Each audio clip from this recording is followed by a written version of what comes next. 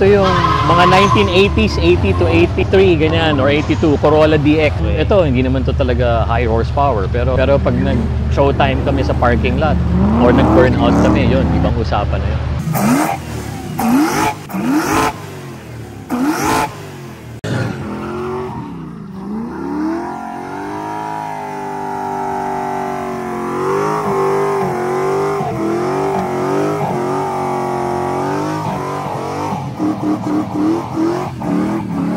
Testingin natin sumakay dito sa Tito's car, Pops, no?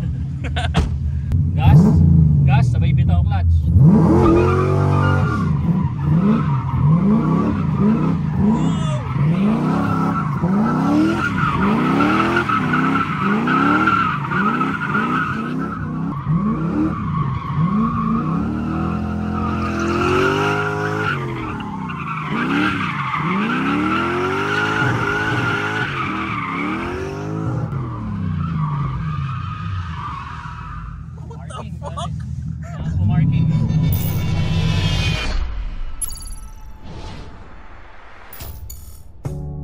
Okay guys, nandito tayo ngayon sa R33. So ito yung, speaking of wildest guys, 3 years na tayo nagvo-vlog. Going 4 na, no? Pero so far, ito yung pinaka, para sa akin, pinaka wild na super wild guys. Alam ko masyado ka na sinabing wild, maraming nasa title na wild. Pero ito na talaga so far, ito. So simulan natin yung vlog, let's go! Okay, so meron tayo dito nga Tito's Car DX. Papakilala ko lang pala yung owner. Papi, anong name natin? Alvin DX. Okay, ito yung mga 1980s, 80 to 83, ganyan, or 82, Corolla DX. Yung very well known sa tawag na KE70, kaya may 70 yan. Yung chassis niya kasi, yung body KE70 yan. Pero Corolla DX talaga siya nung araw. Pero ito, quad light. Kasi merong DX na square yung headlights eh. Pero mas maganda talaga yung quad. Tapos meron din yan yung extended urethane bumpers, pero nilagay ko chrome. Actually, Pops, mga itong ano no? Celica. Tama ba? Parang gano'n. Sa grill? Oo, parang gano'n. Pero yung Celica, ibang linya na naman yun, no? Ibang mundo yun. Okay. Yung Dragon. Dito kasi ako natutong mag-drive eh. Dito ako natutong mag-slalom. Sa slalom talaga ako nagsimula. Tapos ito yung mga ginagamit namin nung araw. Budget meal nung araw, 4K lang yung makina nun. Tapos twin down, tapos LSD. And then yun na, tumatakbo na kaming slalom nun. Kina Bing Bang, Lito Dulce sa Race Motorsports Club. Doon ako natutong mag-handbrake turn, 360, yung mga ganyan. And then, wala lang, naisipan ko lang ngayon na ibalik. Pero syempre, marami na kaming nabago kasi ito, ang history nitong coaching to, rally car to nung unang-una eh. Inalok sa akin to ng friend ko, ex-rally car. So medyo ayos na siya. Di ba nasa linya rin ng yung mga dating Corolla? Mga rally cars talaga sila. Oo. Well, at that time, yes. Saka rear wheel drive. Oh. Yun. So ngayon, nung nakuha ko yan, 4-cylinder yung makina nun, beams. Ang sarap. Kasi imagine mo dati 4K yung makina, di ba? Bagal yun. I mean, full race mo dati. Sa no? Oo. Eh, syempre ngayon, ang ginagawa, modelong engine na nilalagay sa lumang auto. So, meron siyang beams dati nung nakuha ko. Beams? Ang sarap, oo. Pero, yung may-ari dati nito, inayos nila. Inayos suspension, coilover. Yan, mamaya makikita nyo. Tapos nung nag-slalom ako ulit, showtime na lang yung ginagawa ko sa slalom eh. Ay, ibig sabihin showtime? Kasi di ba sa slalom, inoorasan yun. Okay. Best time, di ba? Ang mananalo. Pag nandun ako, ini-slide ko yung slalom. Hindi ko na hinahabol yung oras. Kasi wala na, graduate na ako dun. Gusto ko lang mag-enjoy, kaya showtime. Influensya rin nga nung yung mentor ko, ganun siya dati. So, ginawa ko rin. Kaya pa nagsislalom ako, dumudulas yun, naka-sideways kami noon, drifting. Nakita ko kasi sa abroad, sa US, yung mga KE70 DX, sinaligan ng D8. Sabi ko, kaya ba talaga? Oo, D8. Ayun, sabi ko, sige, tingnan natin kung kaya. But anyway, medyo nahinaan na ako dun sa 4-cylinder dati. Kaya sabi ko, ano kayang pwedeng gawin? Kakanood mo ng ano yun eh, no? Oo, V8 vlogs. Curious kasi ako, kasi syempre ako medyo, early age of car enthusiastic shit, no? Hindi ka nahilig sa mga drag race? Alam mo, depende kasi nung time namin. Green Hills yun eh, di ba? Green Hills yun, oo. Sumasama na kami doon.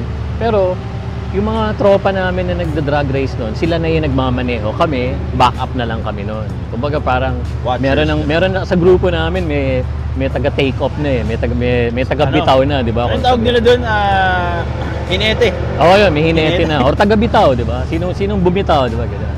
So, okay lang. And then more ako dun sa slalom talaga ako nahilig. Nagsimula ka sa slalom? Oo, simula ako hindi ka nahilig sa drag racing? Hindi. Pero siguro kung sumama ako tuloy-tuloy dun sa tropa, malamang gano'n. No?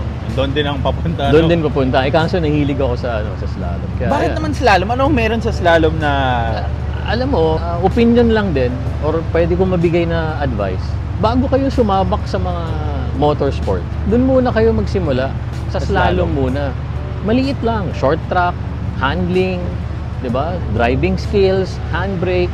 Marami kang magagamit from slalom sa next level na karera driving. Kasi hindi ko naman sinasabing takbo ka kagad sa circuit, 'di ba? Pero maganda, lalo na kung young age, doon muna. Young age, young age. Parang yung track, parang ano ba yun? Circuit na maliit? Parang gano'n, oo. Pero may oras. Parang time attack? Oo, parang time attack, oo. Pero ibig sabihin, yung basic, no? Basic. And then, pag medyo nag-excel ka na doon, then doon mo na ngayon pag-aralan ano ba yung next motorsport na gusto mo. Kasi okay din naman kung diretso kang circuit. Pero syempre, iba yung gastusan doon sa circuit. Kasi pag nag-circuit ka, gear, number 1. Tapos kotse. So, i-feel nyo muna ano ba talaga yung gusto mo. Pero maganda, may training ka muna ng mga simple, sa mga motorsports. Slalom would be good, autocross din, ganyan. Okay, Pops, speaking of Tito Car, kasi kita ko dito parang nilalaki ng gulong no? Bakit ganyan? Ano ibig sabihin yan? Kasi, ang old school, ang uso nun, mga mesh, di ba? Ganyan, SSR, tapos may labi, di ba? Yung malalapad. Yan ang uso nun. So, pag naka-old school ka, kailangan ganyan. Di ba? Pwede rin naman yung maninipis. Pero ako, sinuha ko talaga malalapad Yun ang gusto ko talaga. Kaya ganyan yan. Basta pag drift car, iba yan talaga sa normal. Okay? Lahat, madami yan. Baka akala nyo simple lang yan. Siyempre, suspension tuning, di ba?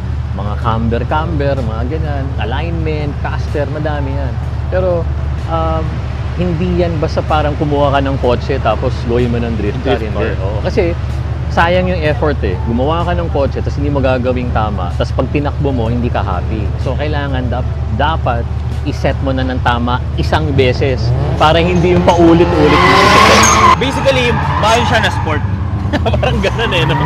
Wala namang sport na mura So, pero yun nga lang sa drifting, medyo magastos sa gulong talaga. Hindi kagaya ng circuit, pwedeng tumagal yung gulong mo ng ilang karera. Sa drifting, pag gigil kami, yung dalawang bago sa likod, ilang ikot lang yun. Kasi lalo na kung mga high horsepower. Ito, hindi naman to talaga high horsepower. Pero pag nag-showtime kami sa parking lot, or nag-burnout kami, yun, ibang usapan na yun. Gusto ko na ipakita sa mga manonood natin yung makina. Sige. Natin. Pakita mo ng 8 pieces of carb. Okay, so isa tong V8. Pops, tama ba? V8 yan, oo. Ito yung 1UZ galing sa Lexus na LS400. Yung first generation, non-BBTI to. Ang makina ng ganito, maliit lang no? Yung original, yung stock. Yes, malaki pa rin siya, malapad. Yun nga lang, kasi 4-cylinder yung aniwalay So maiksi lang yung block niya, hindi siya yung mahaba ng 6-cylinder. Kaya nagkasya siya dito kasi yun din yung tinatanong mo kanina, paano nagkasya? Kasya naman siya kasi 4-cylinder Parang yung urig nito, 4K, 4-cylinder. Yun lang, lumapad. Ayun, nung lumapad, kailangan namin itago pababa yung exhaust. Kasi dalawang exhaust custom na siya. Custom na siya. Shout out kay Prima. Sobrang parang gabuhok na lang yung mga kasi punong-puno. So kailangan liitan talaga namin yung kurba ng exhaust, pababa talaga yan, tapos pailalim. Puno talaga siya, puno. V8. So Pops, ano yung hindi nyo ba naisip na baka hindi pumasok, mga ganon? Mabigat ba masyado to? Kailangan magaling yung car shop mo. Kasi ginawa naman na to sa US Tapos dito sa atin sa Pilipinas, I think 3 kaming nakaganito. Isang dilaw, ito yon, isang berde, at isang asul. Pero ako yata yung una na naglagay sa DX. Kasi nung araw, walang pumapansin sa makina na to, sa surplus. Yung ganito? Oo, wala. Kasi automatic to Walang pumapansin yan. Ang mura lang na nung araw. Wala. Ako, nakita ko sa US, ginawa nila, pinag-aralan ko, pinausap ko yung car guy, yung car shop. Pwede naman walang kaso. Pero ang challenge nun, automatic siya. Kailangan gawin mong manual. Kasi kung automatic, hindi mo ma-enjoy. Bagay, no? So nakakuha ako ng W series na transmission ng Toyota. Kumuha kaming bolt-on kit, adapter plate. Para from matic magiging manual. I-adapt mo lang talaga, may plate yun. Kaya naging manual siya, mas may enjoy. Pero hindi yan yung original nito injected, Pops, ha? Hindi carburetor, hindi ITB. Injected ng araw yun. In ITB ko lang kasi gusto ko yung tunog. Ang maganda kasi sa ITB, Pops, tama ba? Mas malaki yung bukana. Well, yes, oo. Tapos kailangan ng ECU kasi yung stock ECU hindi naman pwede sa ITB yun. Pero horsepower wise, medyo konti lang naman ang difference. Pag mga D8 kasi, talaga yan eh, either supercharge or ituturbo mo eh. Ito, pogi. Okay. Pops, tanong ko lang, ba't hindi ka na turbo? Matrabaho turbo sa ganito, Pops eh. Talaga? Oo. I mean, kung magtuturbo ka rin lang, kumbaga parang dapat buo yung loob mo, ituturbo mo yung D8. Kailangan talaga. Or dalawa, or isang malaki. Diba? Pag ganun, mag 2JZ ka na lang. O kaya 1JZ. Pero Pops, tanong ko lang, no?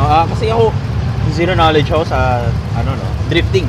Anong mas madali i-drift? Turbo or ganitong V8? Yung NA, ganito yan. Yung turbo kasi, ang masarap sa turbo, may power ka sa taas. Kasi turbo talagang sarap hanggang taas, di ba? Although may lag, pero syempre nako-correct mo naman yung lag sa setup, driving style, gano'n.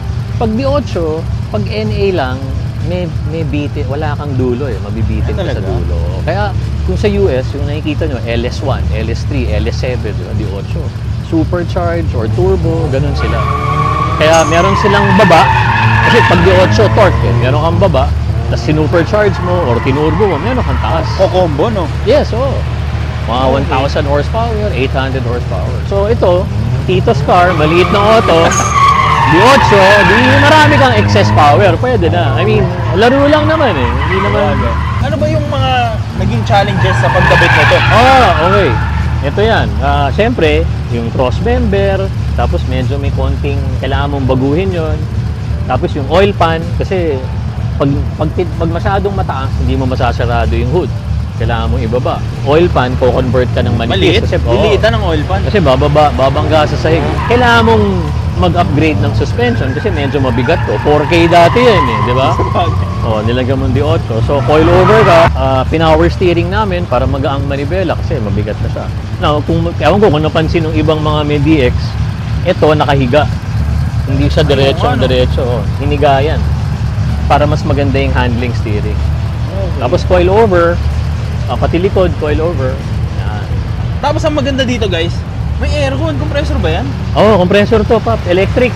Electric ba? Walang fan belt to, electric. Ayun ano. Walang fan belt. Kasi electric para hindi dagdag pagod sa makina. So bakit, para hindi ka pawisan pag nag-drift ka na? Hindi, pag nag-drive ka sa labas, di ba? Gusto mong aircon, may aircon ka. Saka hindi masyado mag-overheat yung auto mo, di ba? Kasi syempre V8 to, paano yung mga fan? Kompleto naman yan Tatlo nga yan fan, gano'n? Tatlo nga yan. Ito, kung napansin mo, hindi yan. Ngayon lang umandar, di ba? Automatic pa. Kasi, ito sir, tingnan mo to. Kakaiba itsura, di ba? Ano yan? Ito ba yung thermostat? Hindi, electric water pump yan, sir. Ay, ganun. So, yung water pump ko, pinatay ko na yung original. Nag-electric na ako para mas malakas yung ikot. So, kaya kita ba yung fan kanina, hindi umaandar, di ba? Ay, namatay na naman. Kasi malamig pa siya So, may setting siya na pag umabot ng 70, aandar yan. Okay. Pero yun ang masarap sa electric water pump. Electric aircon, electric water pump. Panis. Electric. Kulang na lang electric car. Hindi, wala. Hindi natin kaya yun.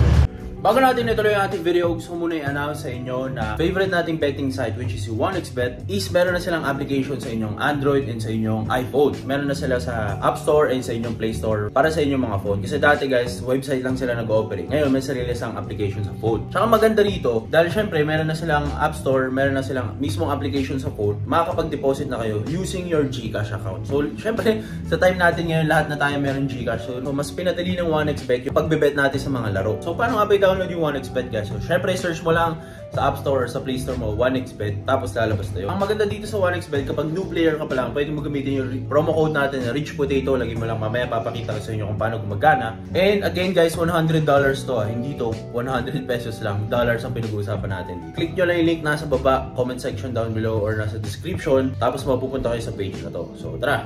So napakadali lang mag-register dito guys. Siyempre click nyo lang yung green sa taas, register. Tapos sa code dito may lalagay yung phone number mo. Ito rin yung gagamitin mo pang login mo. Tapos dito nyo magagamit yung Rich Potato na code. Siyempre $100 yan guys na bonus diyan. Pesos, dollars yan. So napakadali lang mag-register. Makakapag-bet ka na agad. So siyempre kailangan mo maglagay muna ng pera para makapag-bet ka dito sa betting site. Kaya siya betting site, diba? So maganda sa betting site na to, sobrang daming laro. Siyempre meron ditong football kung fan ka ni Messi o ni Ronaldo. Tennis, meron din. At siyempre yung paborito ng Pinoy, hindi mawawala talaga dyan yung basketball. Pwede ka tumaya dito, NBA, PBA, at kung ano-anong liga pa. Yun ang maganda dito sa 1xBet, sobrang daming varieties ng mga laro. Sobrang user-friendly ng app na to, so hindi ka talaga malilito, hindi ka maliligaw. Subukan nyo na tong 1xBet, wala namang masama sa pag nagtatry. Alay mo, kayo na yung susunod na swerte. Mga gulong, hindi ba pwede gamitin dito yung mga semi-slicks? Pag Champiro, Potenza, mga okay ang semi-slick kung itatakbo mo sa track or kunyari time attack, mga ganun, or slalom, yan. Pero ako, dito kasi medyo showtime ang dating nito. So gumagamit lang ako ng medyo hindi naman semi-slick, straight lang. Okay. Kasi masyado nang makapit yun eh. Mahirap ba paikutin pag gaganon? Ang konsepto talaga ng drifting, kailangan mo ng makapit na gulong. Grip ang kailangan mo. Yung iba kasi, ang perception nila, akala nila, pag drifting, kailangan mo madulas na gulong. Hindi, kailangan mo makapit. Kasi padudulasin mo na yan from the power of the engine eh. Ganun yun. So dito, sa case nitong Orton to, ang kailangan lang muna nito, mga straight tire lang. Kasi nga, pang showtime lang siya eh, tsaka pang burnout. Ano siya, no? Parang rally car ang itsura, tama ba? Oo, kasi dati rally car yun. Tapos ang nangyari din dyan, medyo finlayer namin kasi nga malalapad. Meron akong mga wide na mga 15 by 10s na nilalagay dyan. Ngayon, medyo manipis kasi nagpalit akong gulong dahil nag 360, 180 kanina to eh. Tsaka parang ang laki ng disc brake nito, tama ba? Oo, disc brake yan. Ang disc brake nito guys, oh. Yes, oo. Ano yan, sir? Ano siya, ang laki. Ang differential niyan, hindi na DX, Hilux. Ah, talaga? Oo, pang pick up. Kasi masisira kung yung dating differential. Wawasakin nung V8 yung differential mo, hindi tatagal yun. Kaya kailangan Hilux na. Kasi yung lakas ng torque nun. Pops, pwede ba tayo pumasok sa interior? Pwede natin sige. Interior. Pops, ito ba yung mga lumang aircon? Hangin. Tapos ito yung electric water pump. So ito na yung gauge niya. So isa-set mo kung anong temperature mo gusto na umandar yung fan. Okay. And then the usual handbrake, manivela, gauges. Ito sir, magic button. Kasi pag nagbo-burnout kami, left foot yung pang-apak mo sa preno. Kasi gano'n ang burnout eh. Nakagas ka tapos left foot. Kaso lang ako, minsan kasi nagsa-stunt ako eh. Kailangan mo ng backup sa burnout. So ito, pag pinindot mo to, pepreno yung harap. Ay, gano'n? Sa button lang? Oo, bali may bypass yung fluid. May valve. Para pag inapakan mo yung preno, lahat nandun sa harap, wala sa likod. Kung nakapindot ka rito. May solenoid. Pero syempre, ginagamit lang namin kapag medyo matindi yung gagawin ko. Pero sa normal na burnout, left foot braking tapos gas. Okay, papakinggan natin yung ITB nito.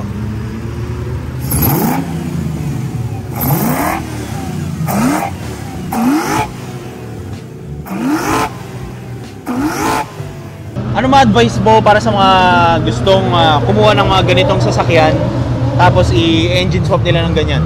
Dapat alamin muna nila anong auto ba yung gusto nilang buuin. Kung gusto mo ng old school, kung gusto mo ng mga 90s na mga, 'di ba, mga Silvia, mga Skyline, rear wheel drive ka ba o front wheel drive?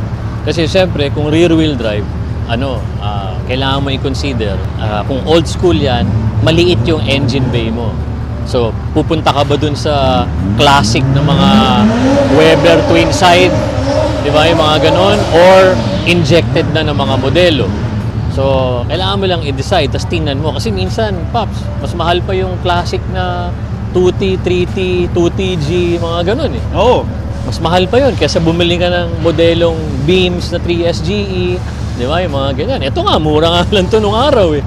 Ngayon, Mahal Six na. figures na yung presyo. Ito? Oo, dati 5 figures lang yan.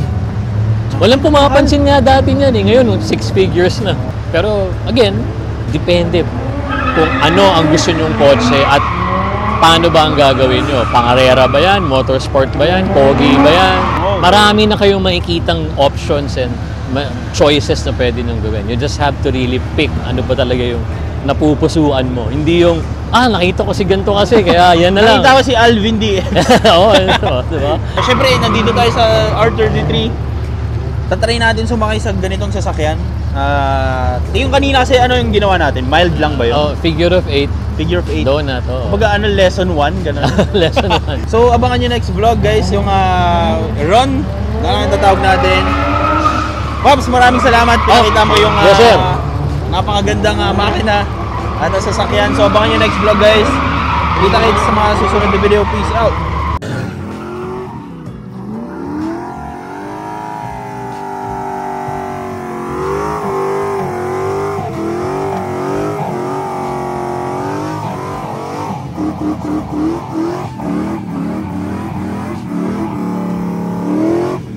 Ay,